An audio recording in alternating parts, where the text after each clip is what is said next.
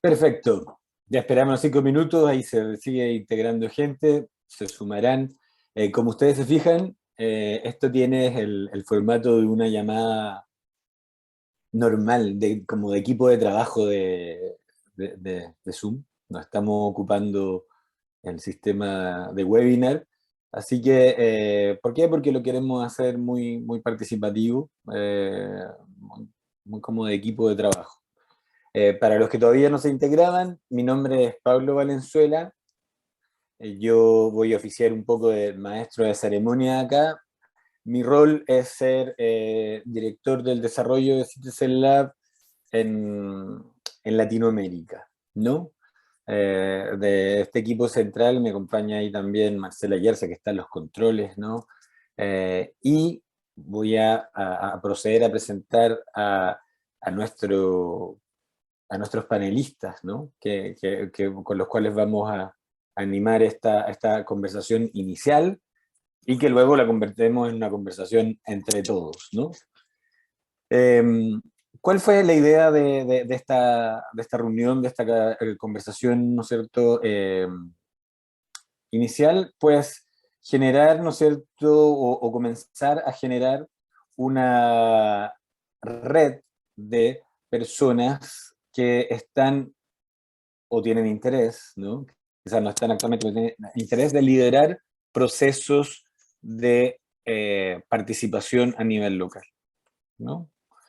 Y no lo hacemos desde una mirada neutra, ¿no? Desde Citizen Lab y quizás ahí ya puedo atreverme a hablar por los panelistas. También los panelistas consideramos que la participación como lo que es, como un derecho humano, ¿no? Pero también como una herramienta esencial para gobiernos locales, iniciativas locales que sean exitosas, logrando legitimidad en su actuar, ¿no? Consideramos que tiene virtudes intrínsecas y extrínsecas, y desde esa perspectiva no neutral sobre la participación, es que queremos animar esta conversación como un puntapié a esta red de líderes en participación a nivel local, a un nivel latinoamericano, que queremos empezar a forjar, ¿no?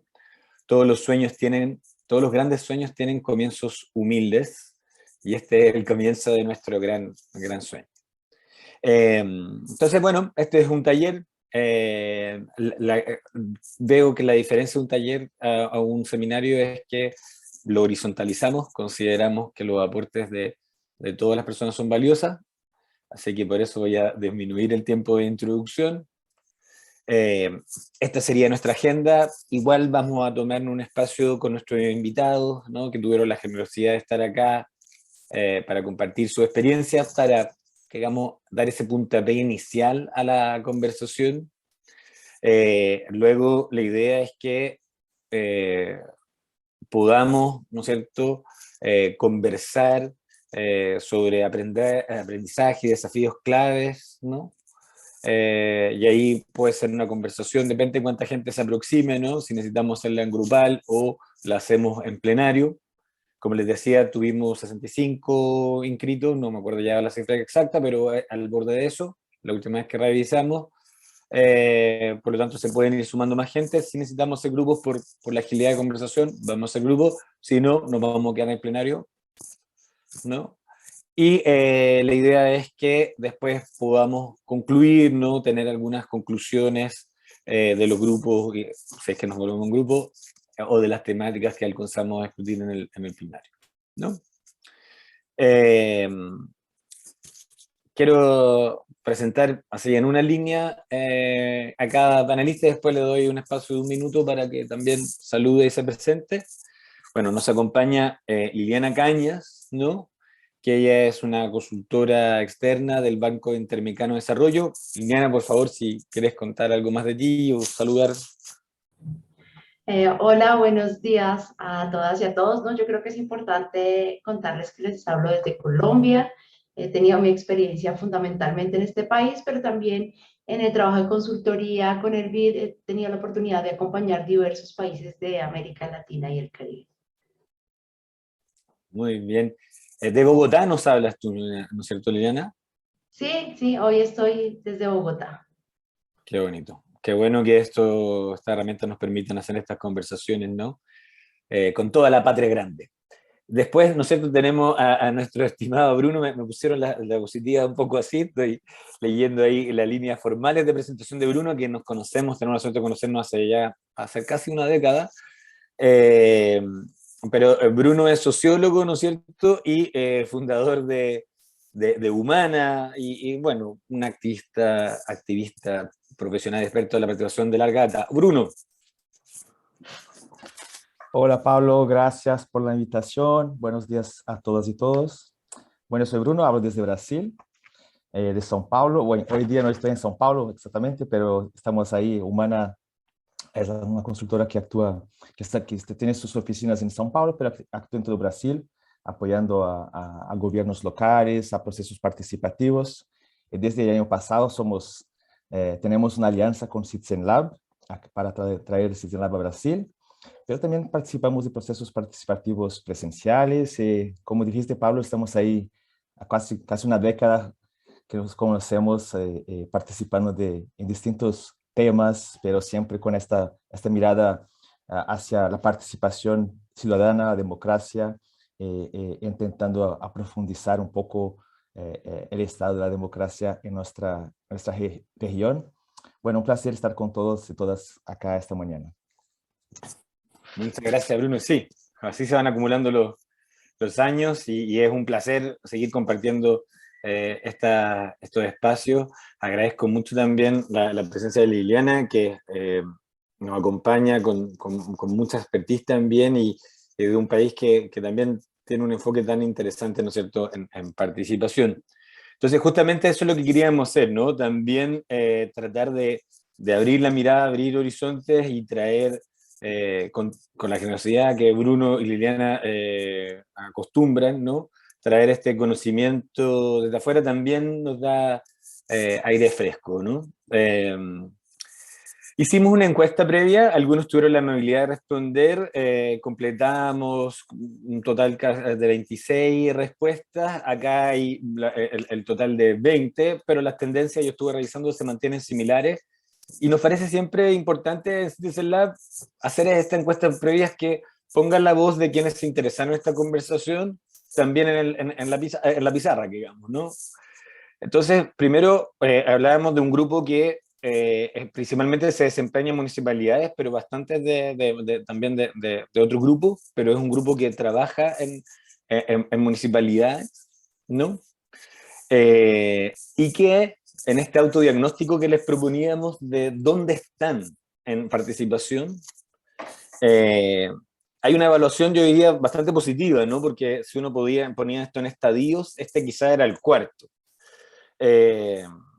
Están haciendo proceso participativo de manera permanente, pero sin mucha sistematización y rendición de cuentas. Entonces esto nos da ya una clave para la conversación. En el segundo lugar es que están haciendo principalmente consultas en forma esporádica, ¿no? Entonces, es interesante cómo se autodiagnostica el grupo en torno a cuán avanzados están en el tema de participación.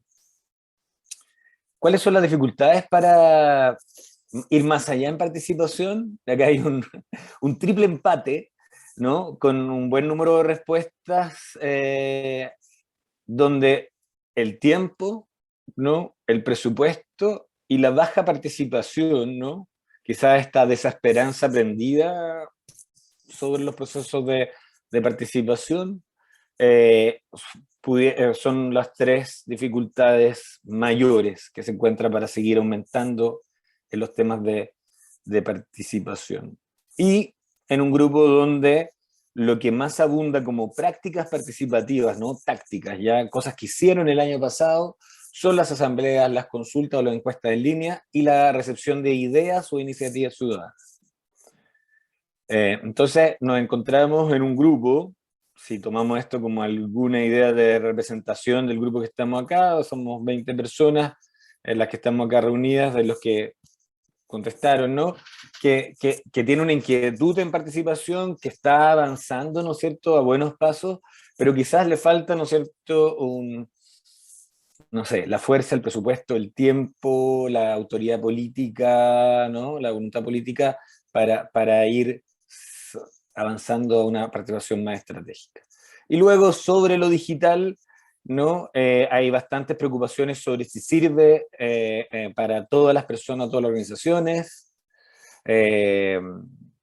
También creo que no, con igual medida, cómo aseguramos representatividad. Hay mucha inquietud, y esto quizás es lo más fuerte, en cómo diseñar y aplicar metodologías que aseguren buena participación. Es una preocupación principal, entonces hay también el dato para los panelistas. Y sobre seguridad también se acumulan, pero eso está más variado sobre la seguridad de los datos cuando hacemos participación digital, ¿no? Y por último, trazabilidad de incidencia, que quizás es la pregunta fundamental, el test real de todo proceso de participación, si ha tenido influencia real, también se marca como algo relevante para conversar. Entonces, habiendo hecho esa presentación, yo quiero preguntarle, ¿no es cierto?, directamente a los panelistas, ¿cuándo podemos llamar que a nivel local, ¿no?, a ese nivel más cercano al territorio, la participación se ha vuelto estratégica? ¿Qué quiere decir, ¿no?, en sus palabras, en su concepción, que la participación en el plano de la gestión local se vuelva estratégica, sea estratégica? Liliana, quizás para comenzar. Vale, perfecto. Yo creo, Pablo, que la respuesta a esa pregunta desde la experiencia también se refiere con la última pregunta que ustedes hacen, y es que la única forma en que realmente la participación sea vista desde una gestión estratégica es el nivel de incidencia y que realmente el ejercicio de participación agrega valor para la toma de decisiones de los asuntos públicos.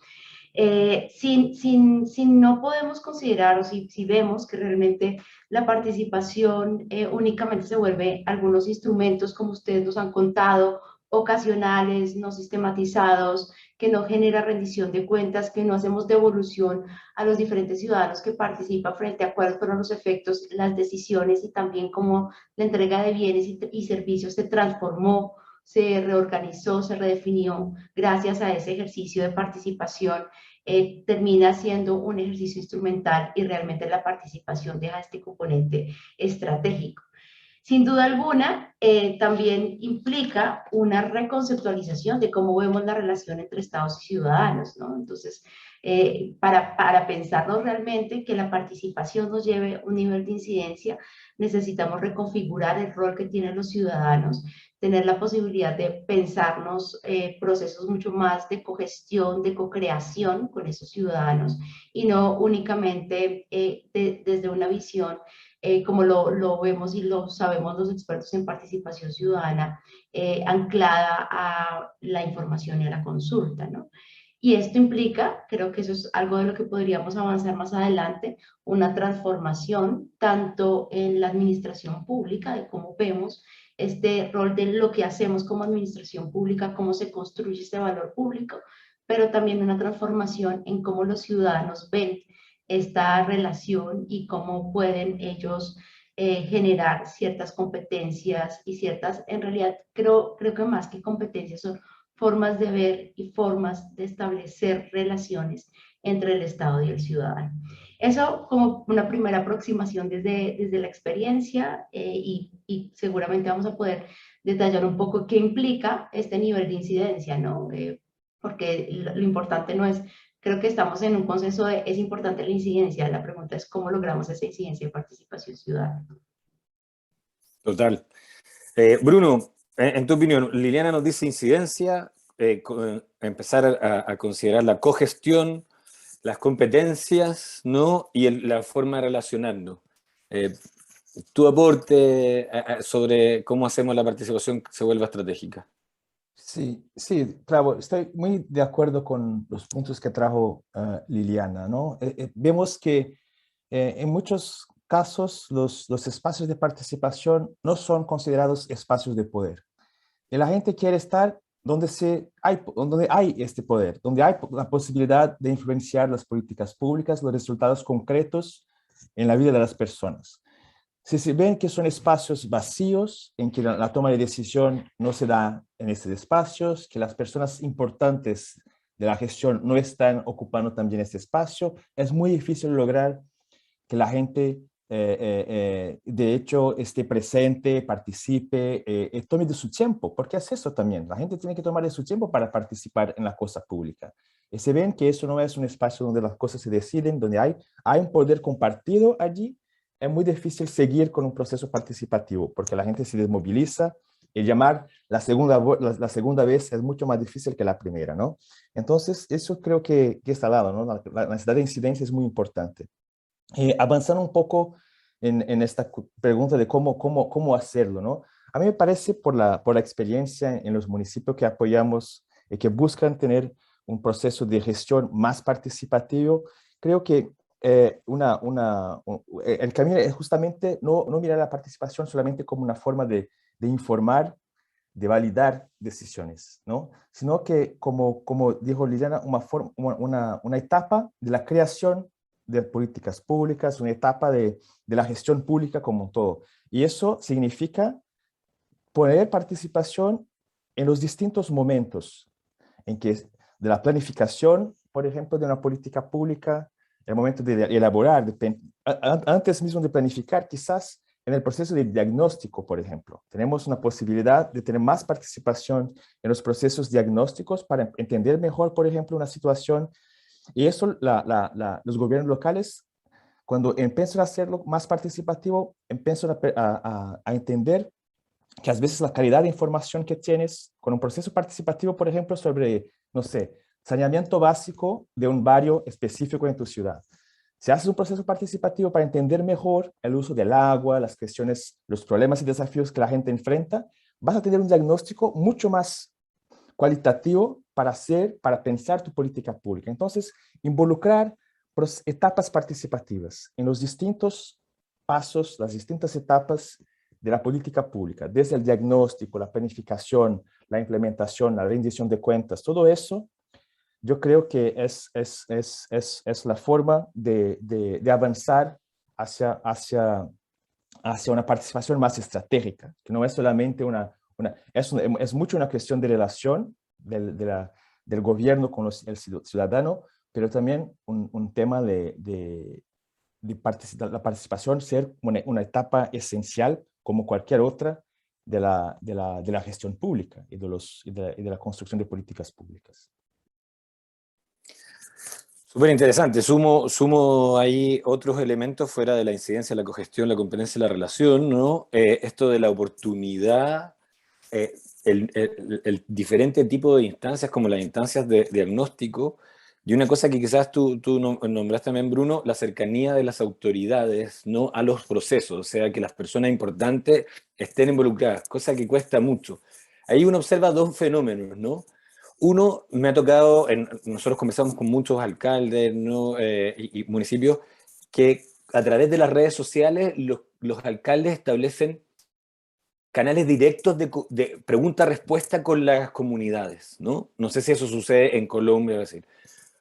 Uno, ¿cómo ven eso, no? Ese fenómeno que se produce también por las redes, y cómo eso conducirlo para que se vuelva estratégico, por un lado, y dos, ¿cuál es la receta para sacar el miedo aún, ¿no?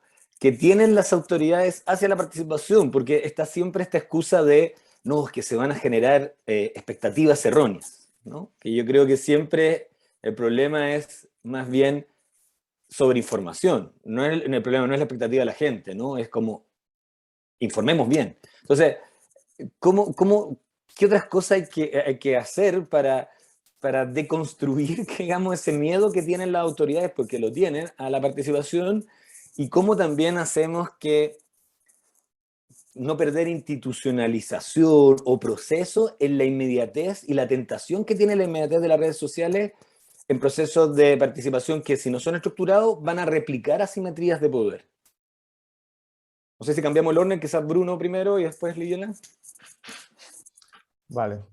Bueno, en relación a los instrumentos digitales, las redes sociales, todo eso puede ser utilizado de una forma interesante, ¿no? Para acercar la gente al sistema político, a las autoridades, a los gobiernos. Eso puede ser interesante, pero hay que tener mucho cuidado para que no se utilice solamente de esas herramientas para construir una relación más bien populista o solamente una relación de política electoral, ¿no?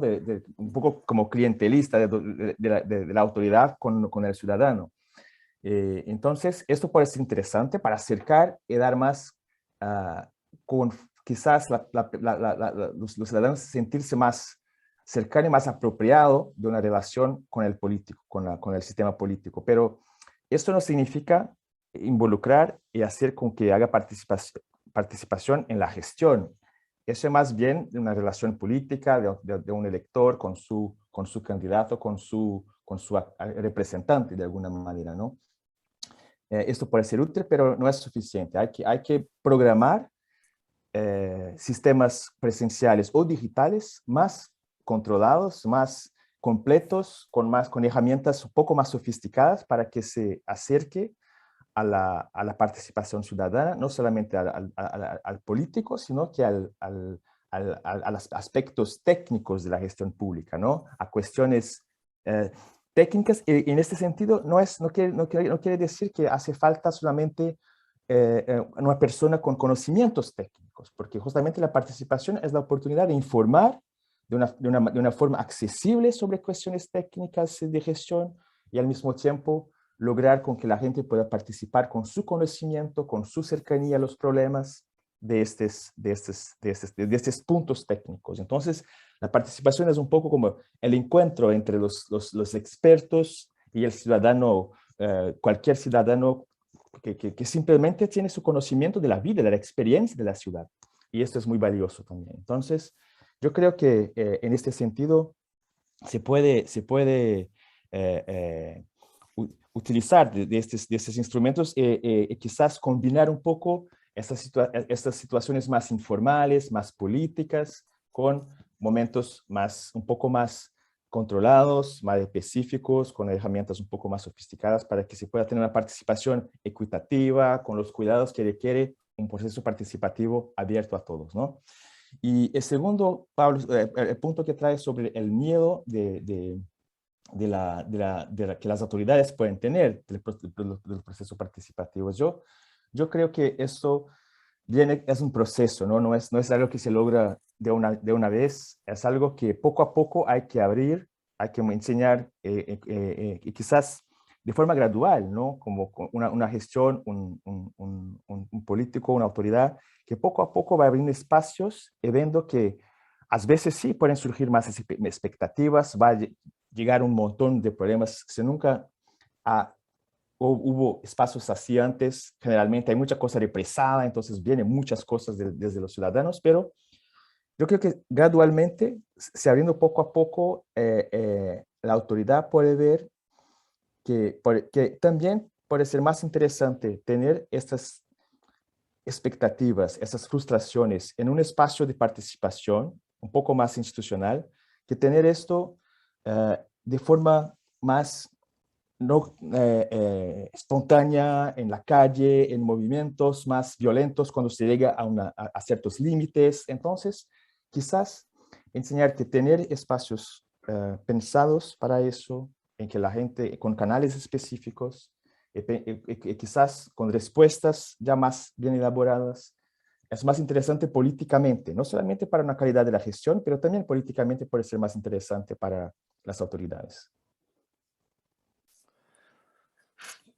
Perfecto. Liliana, por favor. Bueno, yo creo que ahí la pregunta es compleja, ¿no? Porque es también cómo gestionamos y cómo movilizamos esa resistencia interna.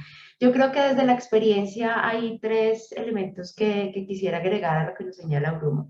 Lo primero es, yo creo que es importante pensarnos también desde la perspectiva de qué buscan nuestras autoridades, ¿no? Y creo que ha habido una tendencia histórica de separar el ejercicio de participación de la acción política, cuando en realidad el ejercicio de participación y la toma de decisiones también nos discute, como lo señala Bruno, cómo se está discutiendo, cómo se da la distribución del poder y en quién recae el poder, ¿no? Entonces creo que a veces desde el campo técnico buscamos siempre para salvaguardar también los espacios de participación. Creo que eso ha sido algo que hemos sabido hacer los técnicos que trabajamos en participación. Hemos aislado este componente de cómo la participación realmente genera valor político. Y creo que ahí hay cosas que repensarnos desde las nuevas relaciones, desde las nuevas formas de construir esa relación. Ahora, ¿cómo podemos hacer para plantearle estos elementos a quienes toman decisiones? Creo que es fundamental el tema de la entrega de resultados y que se vean entregar resultados concretos y cómo la participación agrega valor. Generalmente nosotros queremos hacer ejercicios de participación de manera transversal, pero como muy bien lo dijo Bruno, la mejor forma de hacer o las experiencias han demostrado que hacer ejercicios de iteración abre nuevas posibilidades para la participación. Cuando hablamos de ejercicios de iteración, entonces siempre pensamos en este acto mediante el cual repetimos un proceso con la intención de lograr una meta o un objetivo específico, pero cada vez que nosotros nos aproximamos al ejercicio de iteración, a intentar abrir el ejercicio de participación electrónica en cierto proceso, cierto procedimiento o en cierta entrega de bienes, servicios o trámites que hace nuestro municipio, en realidad lo que estamos es repensando, tomando nuevas formas, nuevas aproximaciones y tomando la posibilidad de presentar resultados concretos y reales que les sean útiles a quienes toman decisiones. Esta visión de entender el ejercicio de participación ciudadana nos puede ayudar a resolver un elemento que autores que han venido estudiando el ejercicio de participación en general y que en los últimos años ha plasmado investigaciones en participación electrónica, como el estudio que hizo Fox y Pixoto en 2016, nos permite generar la posibilidad de superar estos rendimientos de escala creciente, que en la medida en que queremos hacer mayor participación y que la participación sea más incidente y que la participación sea totalmente transversal a los procesos, pues eso aumenta los costos, ¿no? Cada vez que hacemos una posibilidad de abrir este diálogo, en realidad tenemos la posibilidad de ir disminuyendo de manera gradual cuando pasemos este ejercicio que hicimos a un proyecto de saneamiento básico, no solo a la ejecución, sino a la planeación, a la toma de decisiones, ir incrementando el ejercicio de participación electrónica de manera gradual, basado en la interacción, que nos permite ir aprendiendo qué nos está funcionando y qué no nos está funcionando, y sobre eso poderle demostrar a quienes toman decisiones que tenemos resultados, que los ejercicios de la ciudadanía agregan valor y que una vez que agregan valor y realmente nos ayudaron a mejorar la gestión pública, pueden trasladarse esas prácticas, esas relaciones a otras áreas de la administración pública.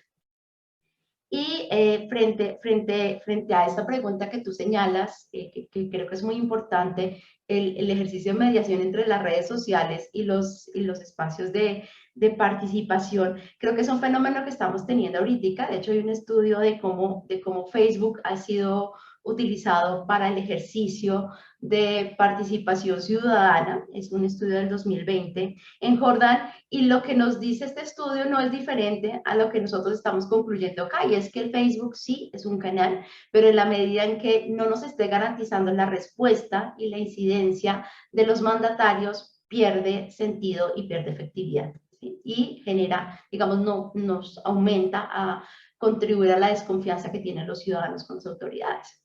Entonces, es importante que considero yo que es importante tener en cuenta que las redes sociales son un espacio, son un canal que nos permite a nosotros escuchar, y que como profesionales de participación ciudadana tenemos el reto enorme. Nosotros antes hacíamos este ejercicio de mediación entre el lenguaje de la administración pública y lo que hablaba la gente en la calle, porque era lo que hacíamos en la presencialidad, ¿no? Uno tenía la capacidad de medir qué dice la gente, cuál es la opinión pública, porque escuchábamos en la plaza de mercado, en la plaza, en las tiendas, teníamos esa capacidad de trasladarlo a la administración pública. Pues hoy las discusiones, muchas de estas discusiones públicas se dan en el campo de las redes sociales. Entonces creo que el reto aquí es cómo generamos ese espacio de mediación, que ese debate, ese diálogo que se está dando en las redes sociales, así como se sigue dando, que eso es importante, en nuestra plaza pública, en el parque de nuestro municipio, en la tienda donde, bueno, les hablo desde Colombia, en la tienda donde se toma cerveza y se comparte, porque ahí también se discuten asuntos públicos, entender que tanto esos espacios como las redes sociales necesitamos generar canales para que nos den instrumentos sistematizados para la toma de decisiones y que asimismo tengamos la capacidad de devolverlo a las redes sociales, porque ese es otro reto. Hacemos canales en medios sociales, pero las administraciones no tienen siempre la capacidad de respuesta frente a esos retos o esas ideas que se les ocurre en la inmediatez a nuestras autoridades públicas. Entonces creo que aquí el reto es ese ejercicio de mediación que podemos hacer entre los diferentes canales. Bien, quiero hacer una última pequeña pregunta y les quiero preguntar sobre algún caso concreto que ustedes quieran traer a colación, ya sea porque destaca o adolece, ¿no? Le falta alguno de los elementos principales que ustedes han nombrado, ¿no? Le anuncio la pregunta mientras que hago una pequeña introducción para que lo vayan pensando quizás ese caso. Yo he notado como elementos de una participación estratégica o que son relevantes o van caminando hacia una participación estratégica, la incidencia, la cogestión, ¿no? Tratar de ir pasando a una gestión local que cogestiona la competencia, o sea, el proceso de participación que en verdad también tengan espacios para la creación, el fomento de las competencias para que las personas puedan participar más plenamente, lo relacional, ¿no? O sea, cómo las gestiones locales van generando también en los procesos de participaciones relaciones más horizontales, la oportunidad que tiene que ver con esto que decía Bruno de, bueno, también hagamos participativos los diagnósticos, ¿no? ¿Por qué tiene que ser solamente el diseño de las políticas, sino que la pregunta por cuáles son los problemas que queremos solucionar, hagámosla también participativa, ¿no? La cercanía de las autoridades que tienen el poder a los procesos de participación. Liliana nos agrega algo muy interesante, las evaluaciones intermedias. O sea, bueno, recojamos la fruta que nos va dando el proceso de participación y mostrémosla para ir validándolo y también para ir corrigiendo. No perder la moderación necesaria, se necesita facilitación, se necesita moderación. Y ese es un rol, yo creo, de los líderes de participación fundamental, que también nos trae Liliana. Bruno nos hablaba de esta necesaria estructuración, que yo también creo que es muy importante, porque solamente en la estructura es donde podemos ir combatiendo las asimetrías de poder que están afuera, ¿no? Y ahí entender que, por ejemplo, como decía Liliana, las redes sociales son un canal y no es un proceso de participación, sino que es un canal informativo, y como todo esto finalmente va dándole y nos hace posible y tener la preocupación más bien de visualizar el valor político de la participación. También como líderes, ¿no es cierto?, de participación, cómo armamos, ¿no es cierto?, instancias, reuniones, generamos documentos que le vayan dando valor político a la participación. Entonces, bueno, le estaba dando esta introducción para darle tiempo. ¿Tienen algún caso que en unos 2-3 minutos destaquen algo? Porque igual quiero abrir a preguntas que pueda tener el grupo, ¿no? ¿Tiene algún caso concreto de algo que se haya hecho bien o que se haya hecho mal en mente?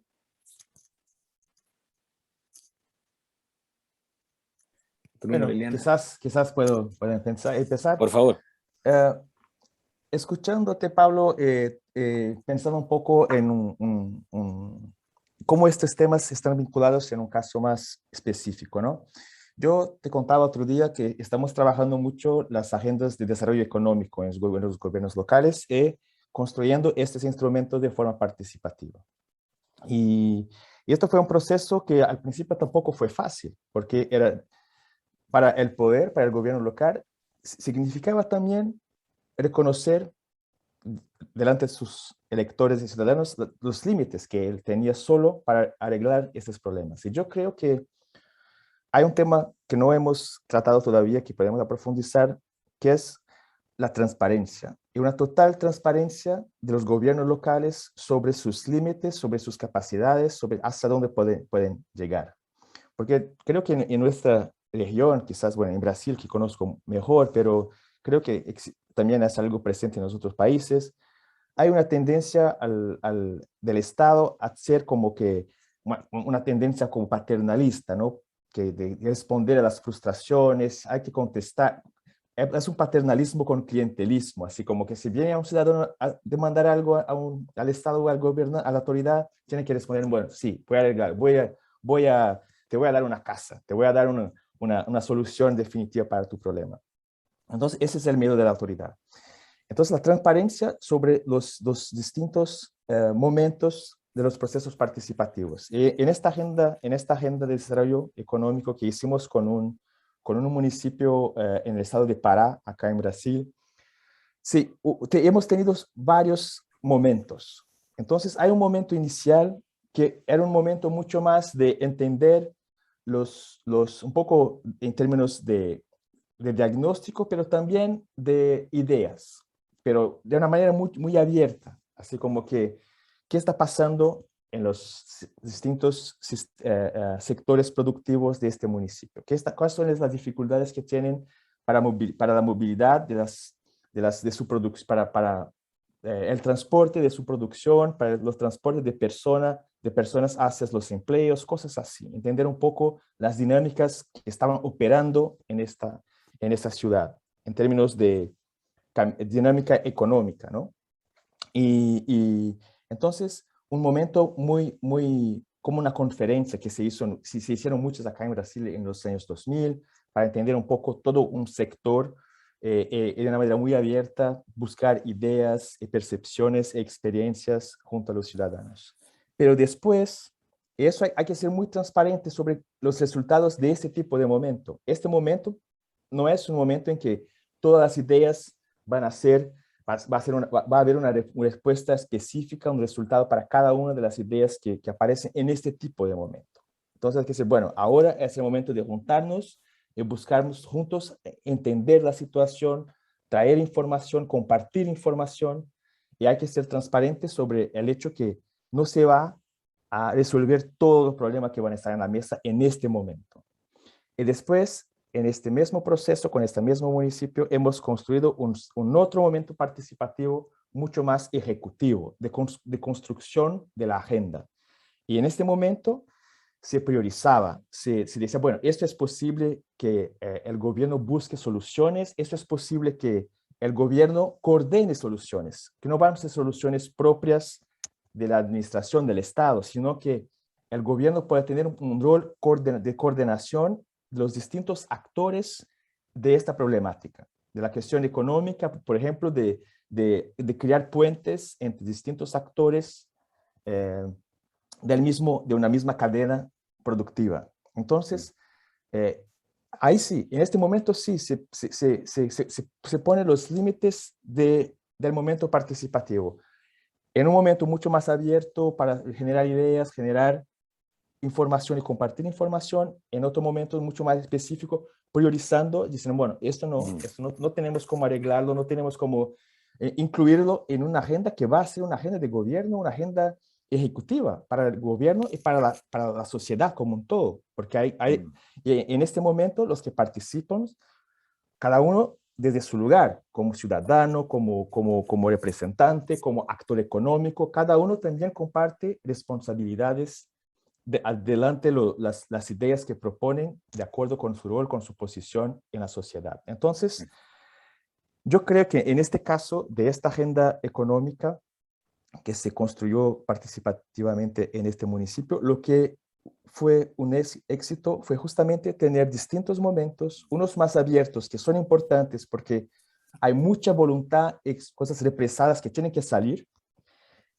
ser transparente sobre eso, sobre que muchas de esas cosas no van a ser arregladas en este momento, y después tener un momento más ejecutivo, más con priorización, con compromiso de que estas cosas sí vamos a trabajar juntos, gobierno, sociedad, actores económicos, para llevarlos adelante. Entonces, ser transparente, tener estos distintos momentos, y contar con el senso de responsabilidad de la gente que participa también, porque yo creo que muchas veces también se subestima un poco la capacidad de la gente de comprometerse, de tener responsabilidad y entender las posibilidades y los límites.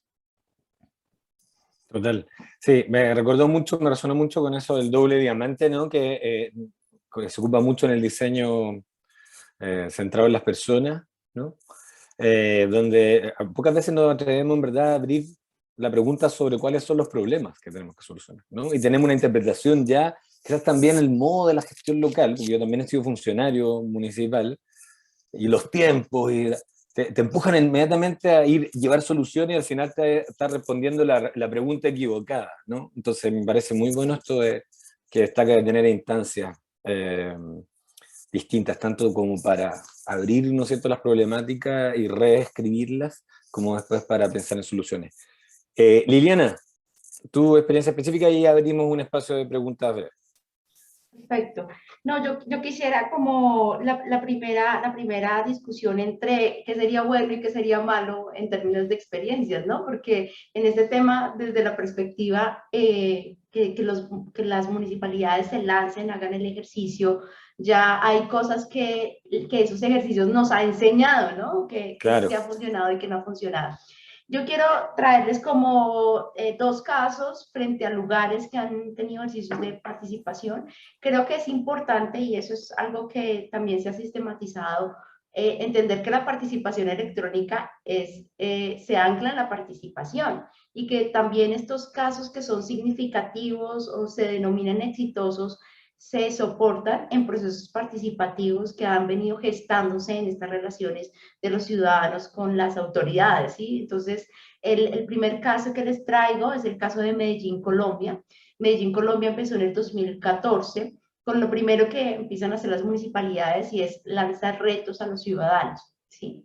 Entonces, a partir de ese ejercicio de retos a los ciudadanos en una plataforma que se denominaba Mi Medellín, que fue reconocida internacionalmente como una experiencia exitosa de participación, Medellín ha venido migrando, digamos, ha venido escalando el ejercicio de participación electrónica a otras áreas como el presupuesto participativo, como la planeación participativa de su plan de desarrollo distrital y también están ahora trabajando en cómo poder llevar estas plataformas o tecnologías de información que permita soportar el ejercicio de veeduría y control ciudadano que se hace hacia la inversión pública en los proyectos de desarrollo que hay en el territorio. Entonces, es un ejemplo de cómo se ha dado, de cómo ha tenido además una voluntad política que se ha mantenido a través de los diferentes gobiernos, porque eso es otra cosa que pasa mucho con la participación y la participación electrónica, y es que depende si el mandatario está enganchado con esto, cree en esto, y después cuando hay cambios de gobierno esto se desvanece. En el caso de Medellín ya tenemos una serie de ciclos en los cuales se mantiene una agenda también que está muy articulada con la visión de ciudad que ha construido Medellín, que está soportada también en el uso de la tecnología y la información y la innovación como ciudad. Entonces, creo que es un caso que es interesante, que hay alguna literatura que puedan encontrar. Y el otro caso que yo encuentro también muy interesante es el País Vasco. Entonces, el País Vasco también tiene una política muy clara y definida, tiene un modelo de participación electrónica, donde hizo esto que es lo que uno siempre espera que los municipios se planteen y piensen cómo se da esta relación, cuáles van a ser los canales, cómo van a ser los flujos de todos esos procesos de cómo se hace el diálogo con la ciudadanía, cómo se toman decisiones, cómo se les devuelve esta información, y ellos han tenido diferentes alcances del ejercicio de participación electrónica que incluye elementos como la revisión normativa y legislativa que se da en el País Vasco. Entonces es otra experiencia que puede ser interesante analizar y ver desde el punto de vista de la participación electrónica. Ahora, hay dos elementos, eso como en términos de lugares específicos. Hay dos elementos que me ha parecido que se han destacado en los últimos años y que pueden ser muy interesantes, y el primero es estas oportunidades de tener software abierto. Muchas veces cuando se piensa en participación electrónica, hacemos mucho énfasis en el desarrollo de la tecnología de la información, y eso es costoso, ¿sí? Entonces, creo que las posibilidades que se han abierto en los últimos años de tener software abiertos que nos puedan limitar esos costos y esa carga de desarrollo ha ayudado a que se repliquen en muchas ciudades con mayor facilidad el ejercicio de aplicación. Ahora, eso que es una facilidad nos plantea un reto, y es que el software por el software no nos va a resolver las discusiones que estamos teniendo acá, que es cómo se da ese diálogo, para qué se da ese diálogo, cómo se define la metodología de ese diálogo y cómo se toman decisiones frente a ese diálogo. Y lo otro que es importante, creo yo, otra buena práctica que me pareció interesante es que generalmente cuando trabajamos en participación electrónica, todos nos dicen, no, es que en nuestros países tenemos brecha digital y esa brecha digital hace que no podamos llegar a todos. Creo que es importante y me pareció muy interesante un estudio que vi de un municipio, no está todavía publicado, que dijo, bueno, ¿cómo es la brecha digital de mi municipio? ¿Sí? Porque esa brecha digital no es universal. ¿Sí? ¿Quiénes son los que están viviendo la brecha? ¿Cómo se da? Entonces, situaron un poquito más la caracterización de ese ciudadano, ¿no? Y eso me pareció una muy buena práctica, porque entonces entendieron muy bien que hay brecha digital para ciertas zonas rurales, no todas las de su municipio, que hay también alguna brecha digital que está diferenciada por grupos etarios, y sobre eso construyeron estrategias de relacionamiento que combinaban elementos de participación digital y participación presencial, tradicional. Entonces creo que esas dos buenas prácticas nos pueden seguir contribuyendo a este reto que tenemos. Oh, excelente. Sí. Bueno, la brecha digital es claro, hay una brecha de infraestructura, de conectividad y otras brechas de competencia, y ambas son muy diferenciadas y ambas hay que abordarlas, ¿no es cierto?, de manera diferente. Quiero abrir, al final está ahí hablando un poco por interno, como somos 28, yo creo que nos podemos quedar en la plenaria, y quiero abrir ahora a alguien, si levantan la mano, así me aparecen, ustedes saben que en el Zoom hay una que se llama reacciones y hay un botón ahí que es levantar la mano, ¿no? Yo lo voy a adelantar ahí de ejemplo. Entonces, si alguien quiere hacer una pregunta, sería excelente si pudieran ocupar ese botón y vamos a hacer el diálogo acá en directo, en vivo, en directo. Todas las preguntas son bienvenidas. Necesitamos a alguien que rompa el hielo. Mientras tanto, igual yo... Ahí está don Camilo Ballesteros. Por favor, adelante. Bueno, buenas tardes, ¿se escucha? Fuerte y claro, don Camilo. Y no sé si me veo, creo que no, ¿cierto? No, a menos que estés en una pieza completamente oscura, No, Camilo. no es el caso, bueno, por alguna razón no funciona. Bueno, digo buenas tardes porque me encuentro en Barcelona, así que tenemos ahí una diferencia horaria importante. Eh, bueno, primero agradecer el espacio, es muy interesante las palabras, también la introducción que hizo Pablo. Y justamente sobre la introducción les quería hacer una pregunta, porque bueno, comparto cuando Pablo dice que tenemos que entender la participación como un derecho, pero sin embargo, ¿cómo eso lo aterrizamos en el momento que hay que realizar política pública? Porque si tenemos que es un derecho, yo partiría del supuesto que se tiene que realizar. Y además el vínculo, la forma entre que la institución desarrolla la política pública ya es como un poco una obligación, no tanto así una oportunidad. Entonces, ¿cómo podemos lograr un equilibrio entre entender o ver la participación como un derecho o una fórmula en la cual podemos generar un valor para producir una política pública, entendiendo que, bueno, hay distintas etapas en el ciclo de políticas públicas, cuánta intensidad o cuánta profundidad tiene que ser esa participación, si estamos, por ejemplo, en una comuna y queremos definir si se va a poner una escuela en un área específica, ¿tiene que participar toda la comuna en esa decisión? ¿Solamente el territorio que se va a ver afectado? Entonces, esa es un poco la pregunta, como este gran concepto que comparto, después lo práctico lo aterrizamos. Eh, y que además tenemos que lograr algo, que creo que puede ser obvio, pero no por eso es menor, es que la política pública sea mejor después del proceso de participación, que tenga un valor el que la gente haya participado y por supuesto que la gente sienta también que esa participación tuvo algún efecto concreto. Eso, muchas gracias. Bien, gracias, Camilo. Voy a sumar la pregunta de Cecilia y después les pido que respondan cada una. Cecilia, también, por favor. Hola, buenos días. Yo trabajo en temas de ONG de salud Y venía con una pregunta que ya respondieron de alguna manera, pero que me gustaría profundizar un poco, y es el hecho de que yo tengo la sensación, aquí no soy lejos de ser como experta en participación, solo hemos ido haciendo en el camino, y dándonos cuenta que si no se participa en temas de salud, tanto para temas de salud propia como para definición de política, es bien difícil que la gente sienta que la salud es parte. Y ahí tenemos un problema enorme, que es como esto de la gente que empezamos a sentir que el sistema de salud es como un servicio técnico que arregla cuerpos dañados, ¿no? Y no nos hacemos parte de una construcción de salud. Y entonces yo venía con la gran pregunta de por qué tanto desánimo. Yo trabajo en una ONG que armamos para pacientes y nos cuesta mucho la participación. Cuando hacemos jornadas donde vamos a hablar de medicamentos, llega mucha gente. Cuando hacemos jornadas para hablar sobre la toma de decisiones, llega muy poquita gente. Entonces ya ustedes daban, y Bruno daba pistas sobre esto de como un poco la desilusión cuando la participación, no sientes este compartir poder. Y yo siento que ahí eso es como que lo dijiste y fue como una explosión para mí de ponerle palabras a una sensación que yo tengo. Pero me gustaría si pudieran profundizar un poquito más en eso, porque, o sea, yo siento que hoy día hemos abierto espacios acá en Chile de decir los pacientes deben participar XX, pero después cuando se dan esos espacios no nos los tomamos, entonces también se nos van cerrando. Entonces este loop empieza a ser un poco perverso y no tan virtuoso, o participamos siempre los mismos.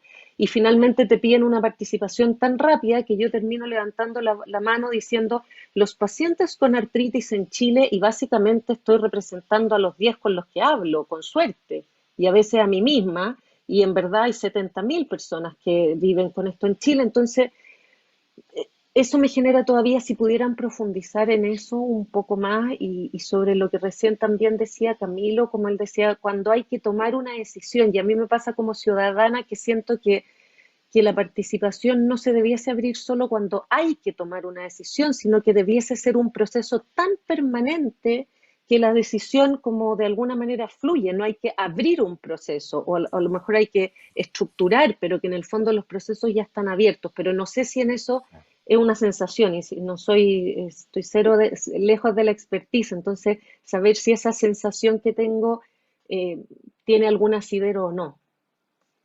Buenísimo. Bueno, dos preguntas clave. Yo creo que a mí también me pasa lo mismo que a Camilo cuando dicen tanto la participación en un derecho ya, pero amojonemos, ¿no? ¿De qué se trata acá cuando hablamos de derecho? Y eso es una pregunta súper importante para los derechos humanos en general, ¿no?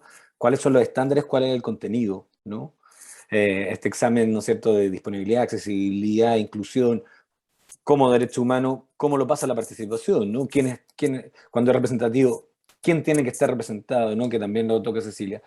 Y dos, yo creo que Cecilia toca dos temas súper interesantes que son cómo paramos el círculo vicioso, ¿no? O sea, como de desesperanza aprendida, de malos procesos de participación, cómo le ponemos una cuña y empezamos a crecer.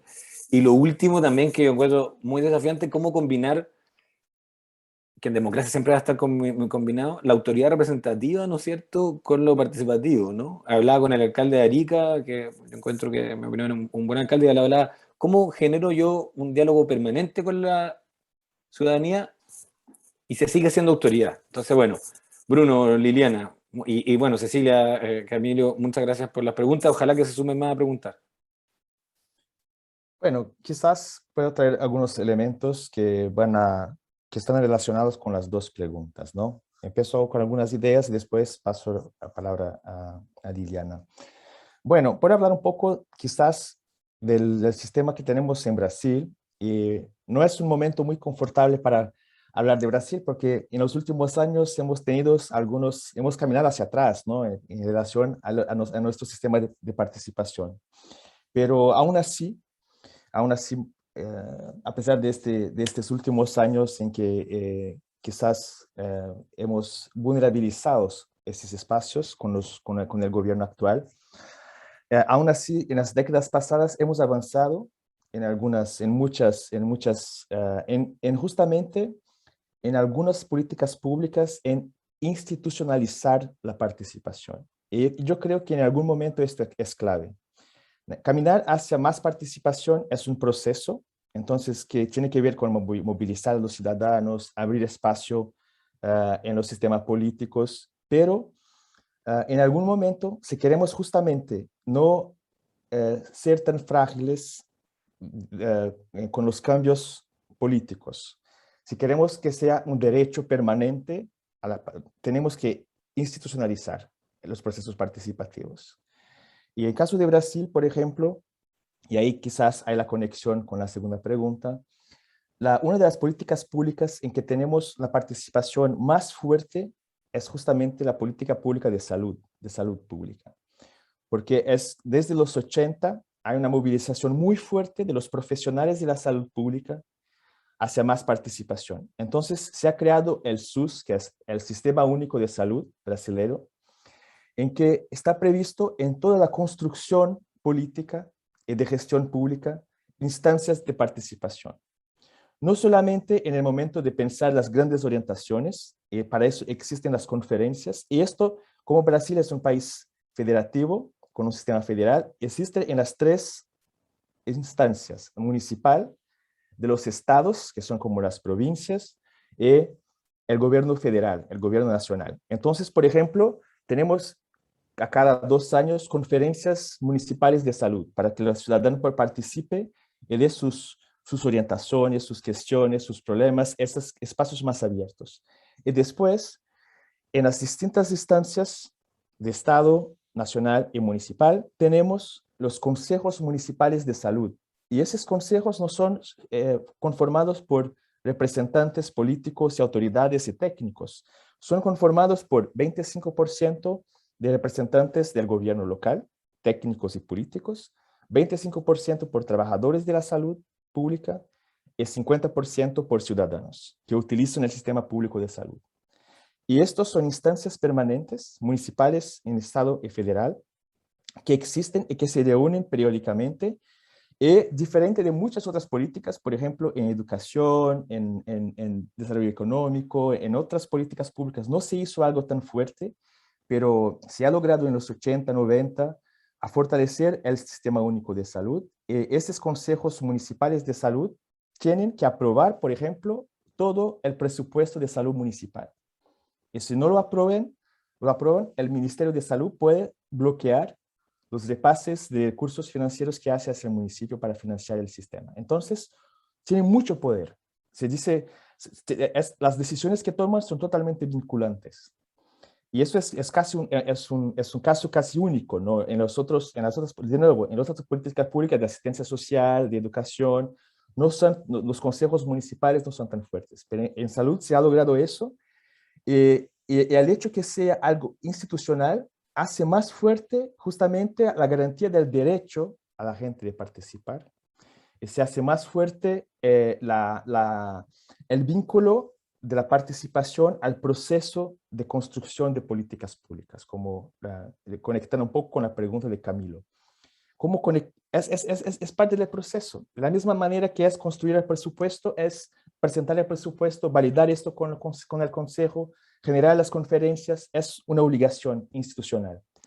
Y esto no se puede esperar eso para empezar, pero en algún momento me parece que es importante para dar la fuerza necesaria a la participación.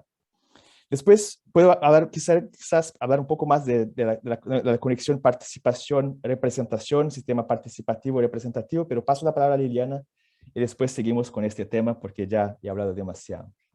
Pero eso es algo importante también, la complementariedad entre sistema participativo y representativo, y cómo eso se conecta quizás con criterios un poco distintos para variar los dos, pero sí. Ya, paso la palabra. Está bien, Bruno. Liliana, por favor.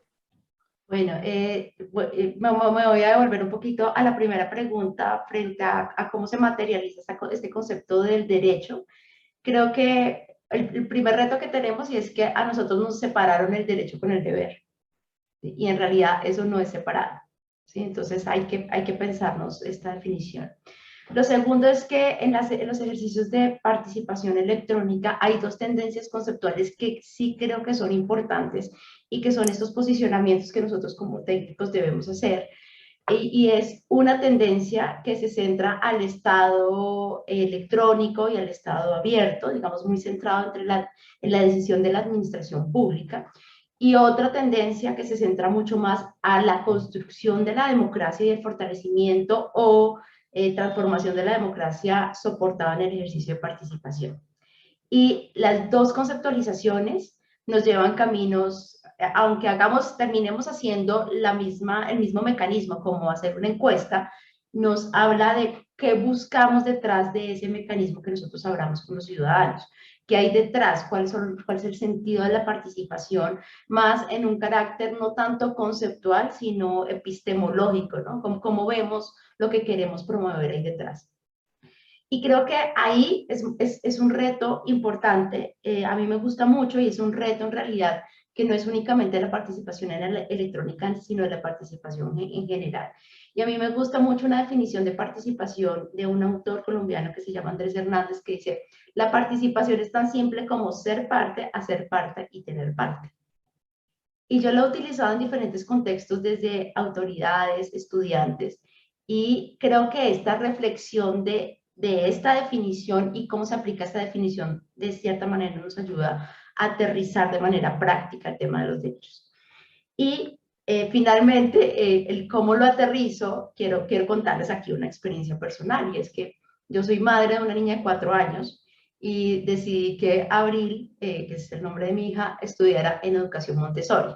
Entonces eso, claro, eso es como cuando uno plantea cambios en los paradigmas. Y entonces en Montessori nos decían, lo que es importante es que los límites de los niños estén claros.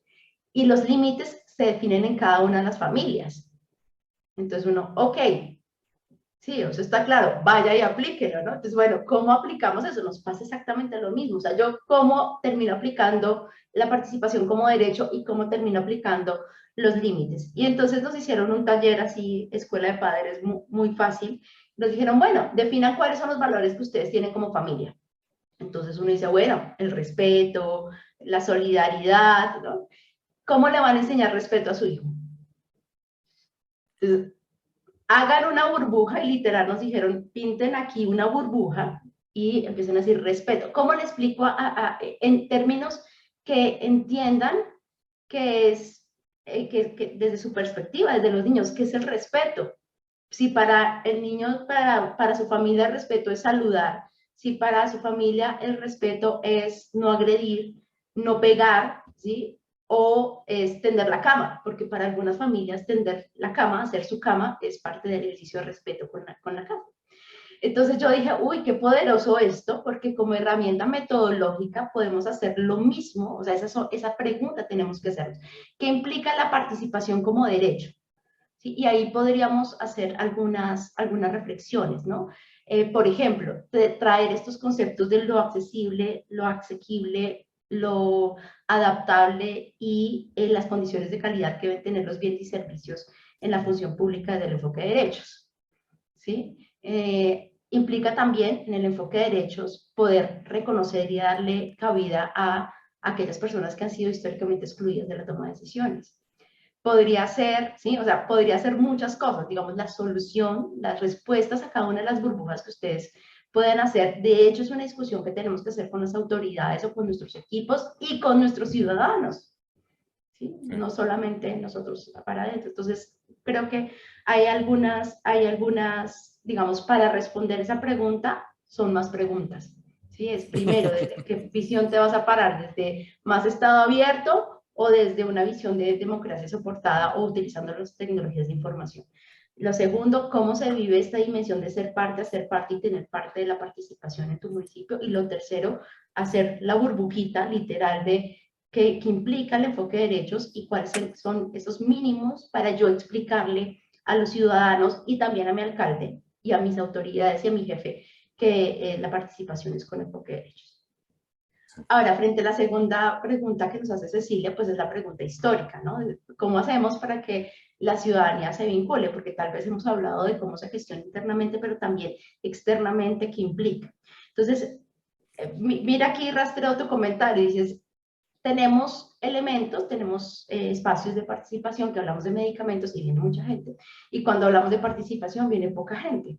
Este es un ejemplo de cómo los ejercicios de participación no están transversalizados, ¿sí? Cuando hablamos, y tú misma dices, es un proceso constante de relacionamiento. Eso implica que la discusión sobre medicamentos también debe incluir una dimensión de participación, ¿sí? Y debemos ir articulando. Yo no tengo que separar los espacios. Yo puedo, por ejemplo, en estos mismos espacios de capacitación, de participación, colocar pequeñas cápsulas en el tiempo o en la agenda de las sesiones de cómo participar, cómo hacer valer mi derecho al acceso a los medicamentos, cuáles son los sistemas de participación. No sé, yo te estoy respondiendo desde Colombia, cuáles son los mecanismos de participación que puedo hacer si me niegan el acceso a medicamentos, cómo podemos hacer, por ejemplo, control y vigilancia a los precios de los medicamentos en Colombia, por ejemplo, gracias a un ejercicio de ciudadanos, esto dio origen a política pública, ¿sí? Es pensarnos en el proceso o en el procedimiento de medicamentos o lo que ustedes estén trabajando, cómo se da la relación con el ciudadano y de esta manera se transversaliza. Entonces el ciudadano no va a una capacitación de participación, sino que va, así sea, a un elemento de medicamentos y entiende que en ese proceso tiene la posibilidad de participar y le señalan cuáles son los mecanismos que tiene para participar. Y de esta manera hacemos como transversalizamos de manera real la participación. Creo que también el desánimo, que es uno de los comentarios que está en el chat, ha sido construido, ¿sí? Entonces, cada vez que a mí me decían los alcaldes, pero es que no, uno invita a la gente y no participa, entonces yo le digo, ¿y de quién es responsabilidad? ¿Sí? Porque siempre se le asigna la responsabilidad y nosotros como técnicos frecuentemente le asignamos la responsabilidad a los ciudadanos. ¿De quién es la responsabilidad? ¿Sí? Es una responsabilidad de los dos porque es una relación, ¿sí? La relación Estado-ciudadano es una relación, como todas las demás relaciones. Entonces, si eso pasa, es porque hemos construido históricamente una forma de relacionarnos, ¿sí? ¿Cómo podemos hacer el reto para que rompamos esos ejercicios y esas prácticas históricas de construir la relación soportado en prácticas, por ejemplo, yo estoy haciendo un proceso de investigación muy bello porque creo que en Colombia, que es un país histórico de conflicto, las relaciones entre Estado y ciudadanos se han basado en las lógicas del conflicto. Entonces sí, hago el espacio de participación, pero te ignoro todo el tiempo. Y eso es violento. ¿Sí? O sea, yo he visto rendición de cuentas y los alcaldes todo el tiempo así. ¿Para qué invitas a la comunidad a una audiencia pública si no la vas a escuchar? ¿No? Eso es una construcción, una solución, una forma de afrontar el conflicto a partir de la evasión y eso nos está construyendo como sociedad. Entonces, es importante hacer la reflexión de por qué no van. Y ahora, otra cosa que es muy importante, la ciudadanía también nos dice, me pasaba mucho y esto un poco más lo traigo de experiencias de participación presencial. Y es que me decían, es que yo ya estoy cansado de que me inviten, me capaciten, me hagan firmar la lista de asistencia y no pase nada. Bueno, pero estás aquí. ¿Sí? ¿Por qué están todavía los ciudadanos ahí? A pesar de que ha pasado todo eso. ¿Sí? Algo buscan y entienden que la participación es una posibilidad. Y sobre eso hay que seguir construyendo y entretejiendo e ir consolidando nuevamente la relación de confianza que podamos tener entre Estados y ciudadanos. Eso como para responder también las preguntas del chat. Oh, buenísimo, sí. Hay una pregunta más porque vamos a tener que ir cerrando porque algunos escritos en privado se han tenido que retirar a sus obligaciones. Entonces, no se preocupen, ya vamos a ir cerrando, ya pasamos la hora, vamos por la hora y cuarto. Pero había una pregunta más en el chat que quería pedirles alguna pequeña reflexión porque que me parece relevante, que señala cómo hacer parte a todos los involucrados en la toma de decisiones, cómo hacer que la cuota de poder que posee la participación sea considerada como responsabilidad de cada participante. Que algo tú también lo mencionaste, Diana, ¿no? Que cómo uno construye procesos en que en verdad haya corresponsabilidad, ¿no? Entonces, si tienen ahí algún tip para esos procesos que sea también repartir de poder, pero darse cuenta que ese reparto de poder sea corresponsable, ¿no? Y con esas respuestas breves ya vamos cerrando.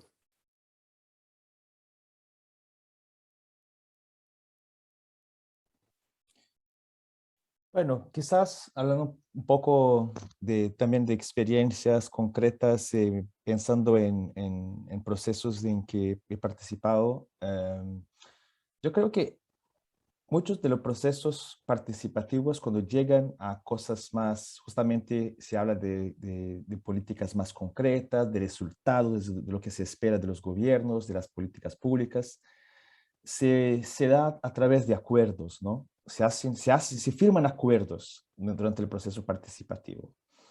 Y cuando hablamos de acuerdo, creo que justamente los representantes de los ciudadanos o aquellos que están ahí como movilizados, trayendo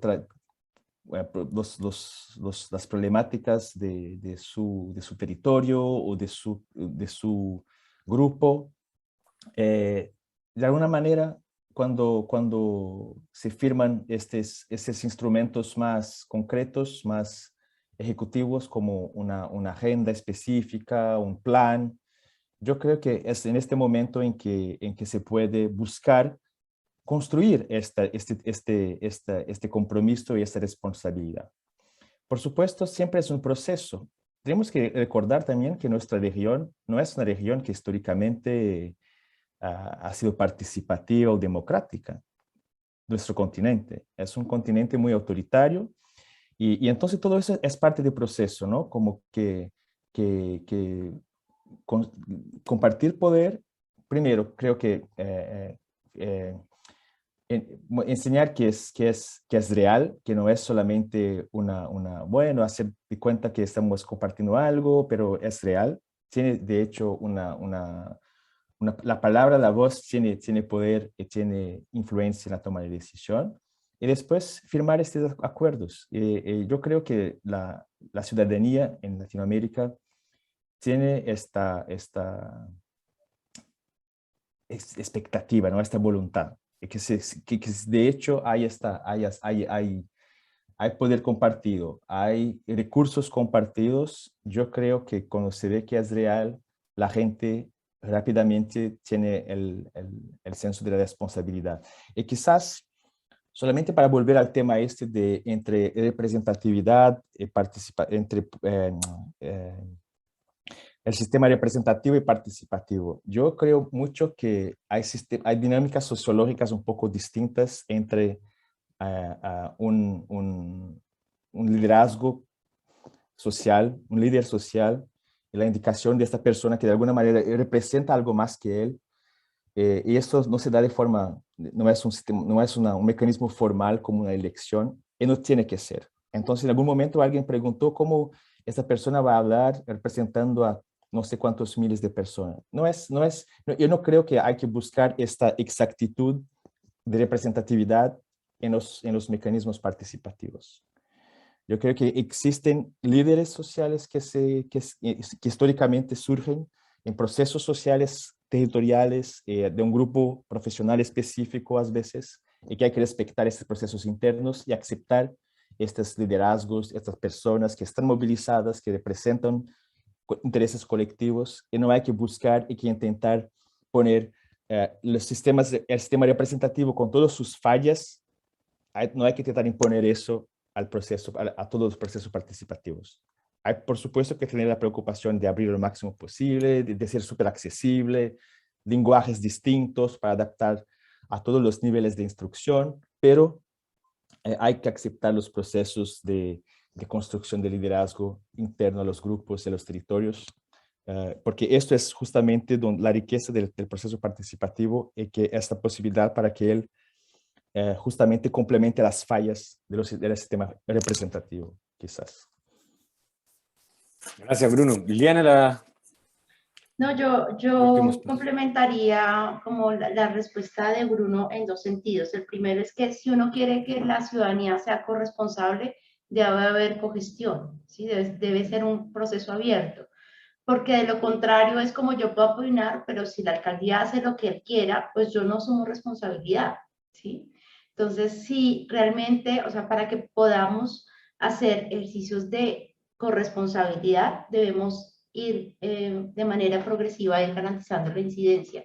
que decidimos esto y que si realmente se va a llevar a cabo, y eso implica una responsabilidad de esta definición que les decía, ser parte, tener parte y hacer parte, ¿no? Y es que ahí eso me implica ese nivel de corresponsabilidad, es que yo estoy aquí y debo también asumir las consecuencias de lo que, positivas o negativas, de lo que se ha llevado a cabo. Y creo que una práctica que no tenemos muy frecuente es reflexionar sobre eso. Sí, de hecho, Leblanc en un estudio del 2020 dice, necesitamos empezar a analizar y a estudiar de mejor manera los ejercicios de participación electrónica, igual creo que para participación, y es que nosotros rompemos esa lógica de cuáles son las consecuencias de participación. Cuando yo solo llamo a una consulta y después no le cuento a la gente qué pasó con esa consulta, si se obtuvieron o no, les estoy rompiendo esa cadena de toma de decisión, tengo un efecto. Y a romperle ese efecto, pues yo quito la responsabilidad, ¿sí? Entonces es importante que se pueda fortalecer estos ejercicios de que si vamos a adelantar ejercicios de participación electrónica, esos deben estar aunados con ejercicios de rendición de cuentas, de contarles qué pasó, cuáles fueron los resultados, cómo se generaron o no cambios, se incorporaron o no ajustes desde lo que se habló, pero también un ejercicio de promover la rendición de cuentas. En Colombia, por ejemplo, es obligatorio no solo la rendición de cuentas a nivel de las autoridades, sino que también la ley contempla una invitación a que estas personas que representan rindan cuentas a quienes representan. Entonces, cómo estos líderes sociales deben rendir cuentas, contarle a las ciudadanías, a los ciudadanos que representan, qué está pasando con el proceso de participación.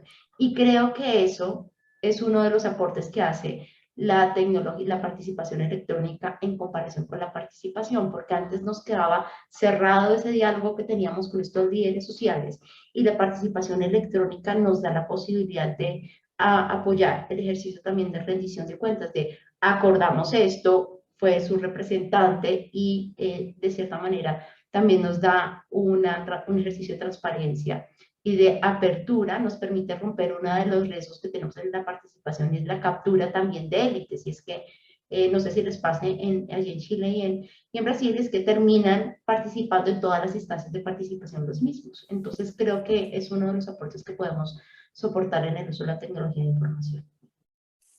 Total, no, comparto mucho, ya bueno, estamos un poco pasados del tiempo, pero le agradezco mucho esta conversación, agradezco también a la gente que se animó a hacer preguntas en vivo como en el chat.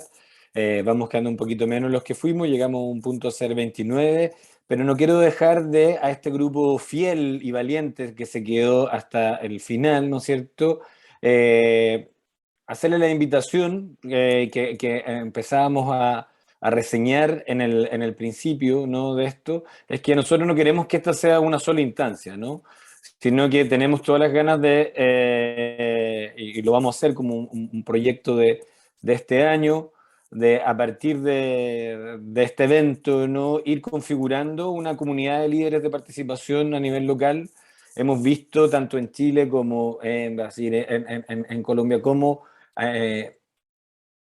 el gobierno local va tomando cada vez más protagonismo en cuanto a los procesos de democratización que está viviendo también nuestro continente. Entonces, nuestra idea es hacer algo muy sencillo, muy humilde, periódicamente, bimensualmente, mensualmente, según cómo nos vaya yendo, realizar encuentros y conversaciones trimestrales, ¿no es cierto?, tan interesantes como este, que los miembros tengan, ¿no es cierto?, un espacio donde colaborar, que vamos a habilitar una web donde ustedes puedan hacer preguntas, otros colegas puedan compartir, ¿no es cierto?, su experiencia.